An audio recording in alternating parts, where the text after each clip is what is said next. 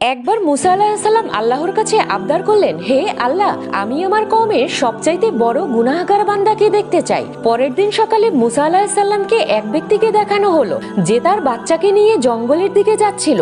মুসা আলাইহিস সালাম আল্লাহর কাছে বললেন, হে আল্লাহ, এবার আমি সবচেয়ে নেক বান্দাটিকেও দেখতে চাই। কিন্তু সন্ধ্যার সময় আবারও সেই সকালের ব্যক্তিটিকেই দেখানো হলো। মুসা আলাইহিস সালাম আল্লাহকে প্রশ্ন করলেন, এটা কি হলো? তখন আল্লাহ তাআলা বললেন, ওই ব্যক্তির ছেলে তাকে প্রশ্ন করেছে, বাবা, জঙ্গলের চেয়ে বড় কি? বাবা বলল, পাহাড়। ছেলে বলল, পাহাড়ের চেয়ে বড় কি? বাবা বলল, আসমান। ছেলে বলল, আসমানের চেয়ে বড় কি? বাবা কেঁদে দিয়ে বলল, তোর বাবার গুনাহ।